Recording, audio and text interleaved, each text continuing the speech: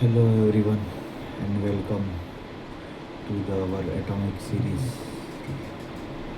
reading book reading. This is day 9 and chapter number 7, the secret of to self-control. Most of the time we are uncontrollable, unable to control our emotions. Okay, so our author had given the illustrations how to control self-control.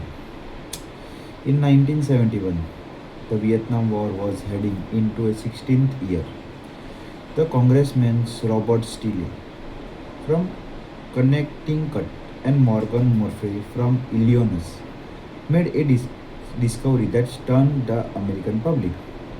While vis- visiting the troops, they had learned that over 15% of US soldiers stationed there were heroin addicts.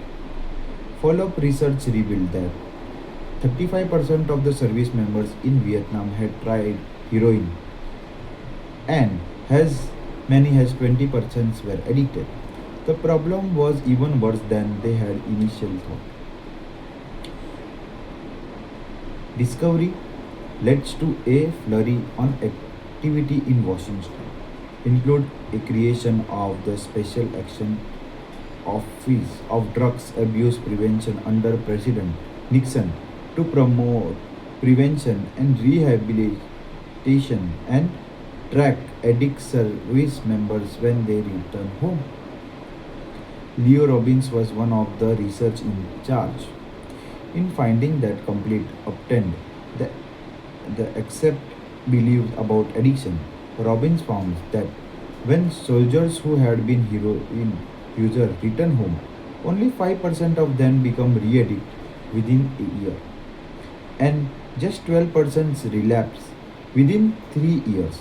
In other words, approximately 9 out of 10 soldiers who used heroin in Vietnam eliminated their addictions nearly overnight. This finding contradicts previous view at that time, which considered heroin addiction to be a permanent and irreversible condition. Instead, Robbins revealed that addictions can addictions could spontaneously dissolve if there was a radical change in their environment. In Vietnam, soldiers spent all day surrounded by the queue triggering heroin use. It was easy to access. They were engulfed by their constant stress of war. They built friendship with the fellow soldiers who were also heroin users, and they were found of miles from home. Once a soldier returned to home, United States, through he found himself in the environment devoid of all those triggers. With the context change, so did the habit. Compare these situations to a typical drug user. Someone become addicted at home or with friends, goes to the clinic to get clean, which is devotes all the environment stimulus that promote their habits, then return to their old neighborhood with all their previous cues that caused them to get addicted in the first place. It's no wonder that usually you see members that are the exact opposite of those in the Vietnam study. Typically, 90% of heroin users become re-addict once they return home from the rehab. The Vietnam studies ran counter to many of our cultural beliefs about bad habits because it challenged the convenience associated of unhealthy behavior has a moral weaknesses. If you are overweight, a smoker, or an addict, you have been told your entire life that it is because of lack of self-control. You may even that you are a bad person. The idea that a little bit of discipline will solve all the problems deeply embedded in our culture. Re- Recent research, however, shows something different. When scientists analyze people who appear to have tremendous self control, it turns out those individuals aren't all that different from those who are struggling. Instead, disciplined people are better at structure their lives is in the way that doesn't require heroin, willpower, and self control. In other words, they spend less time in empty situations. The people with the best self controls are typically the one who needed to use it the least. It's easier to practice self restraint when you do not have to use it very often. So, yes, preservations, grit, and willpower are essential to success. But the way to improve this quality is not by wishing you we are more disciplined person, but by creating a more disciplined environment. The counter intuitive idea making even more sense once you have understand what happens when a habit is formed in your brain. A habit that has been encoded in the mind is ready to use whenever the relevant situation arises.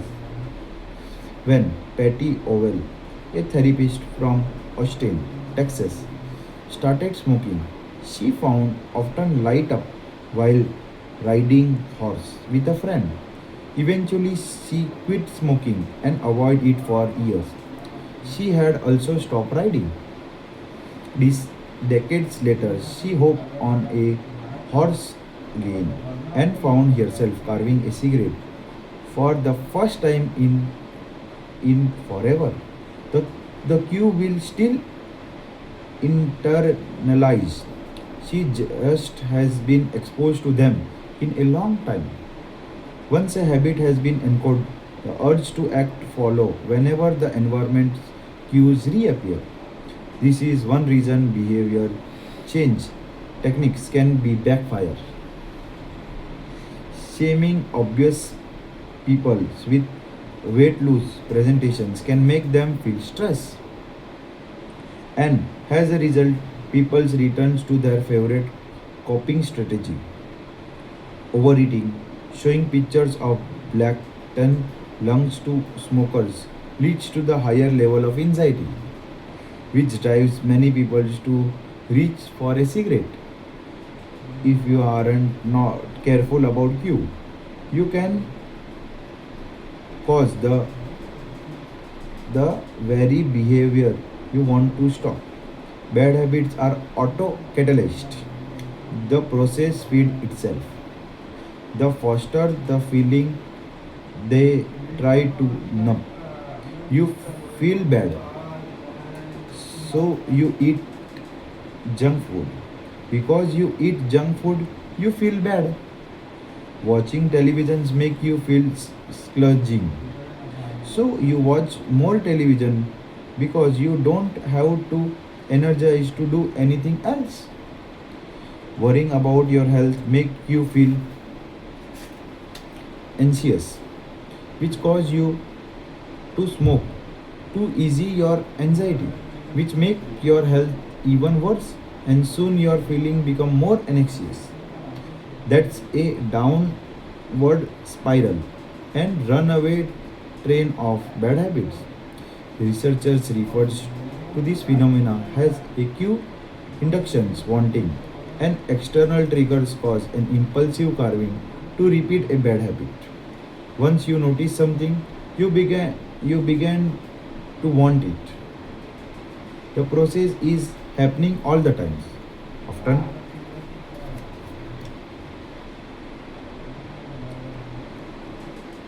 often without us realizing it, scientists have found that showing addiction a picture of a cocaine for just 33 millisecond stimulus the reward pathway in the brain and spark desire.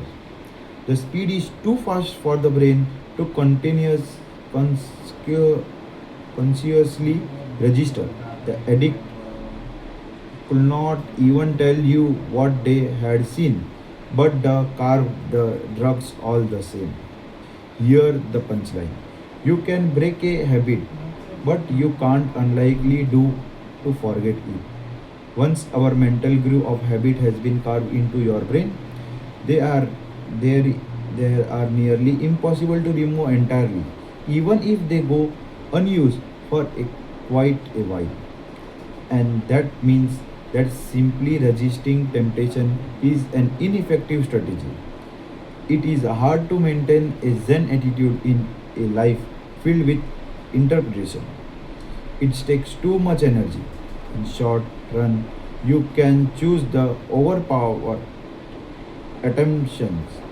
In the long run, we become a product of the environment that we live in. To put it bluntly, I had even seen someone consistently stick to the positive habits in a negative environment. A reliable approach is to cut bad habits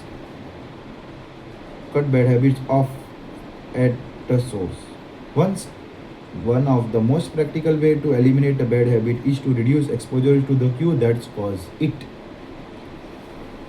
If you can't seem to get any work done, leave your phone in other room for a few hours.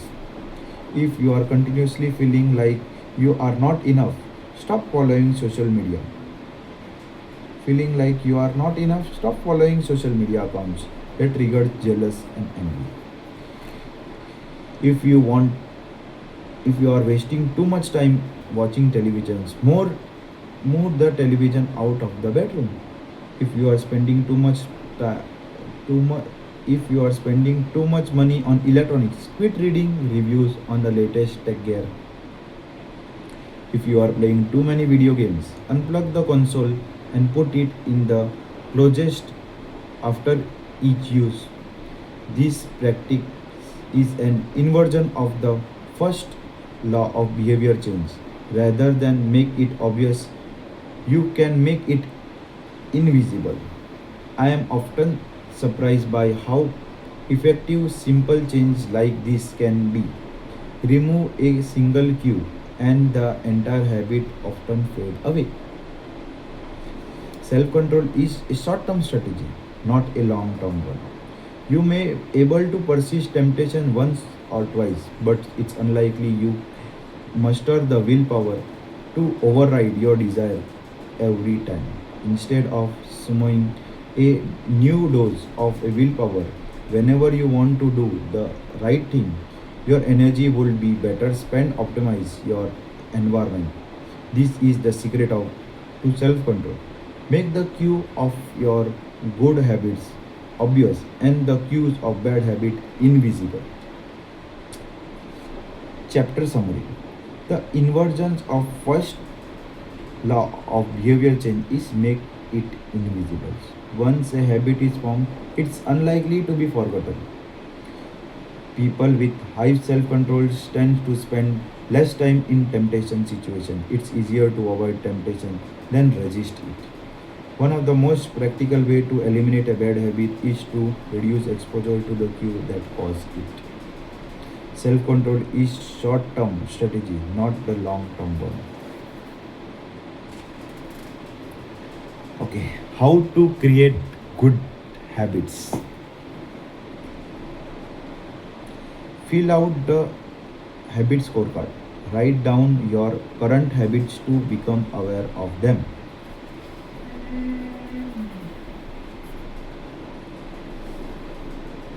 Using implementation intention, I will behave at a time in location. Use behavior stacking. After the current habit, I will new habit. Design your environment. Make a cue of a good habit obvious and visible. Second law, make it attractive.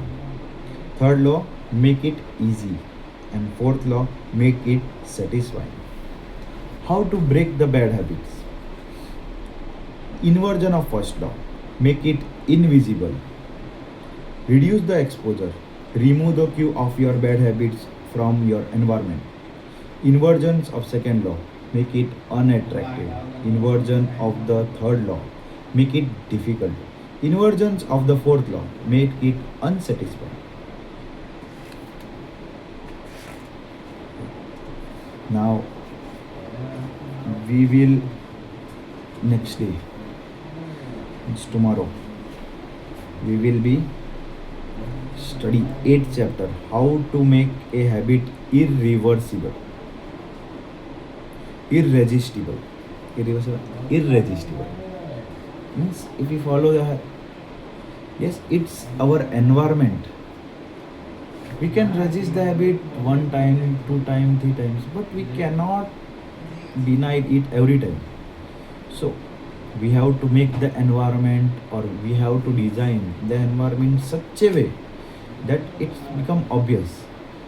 One of the implementations which I had adopted, that make my chair and my shoes nearby, and after coming out of my room, I easily see my shoes and chair. So I sit in the chair, wear my shoes, and go out to running. This is the obvious cue. Everyone should follow. I had followed, so I never skip running in morning.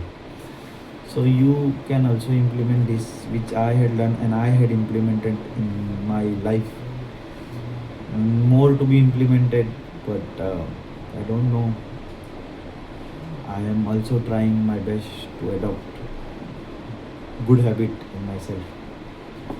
Thank you everyone.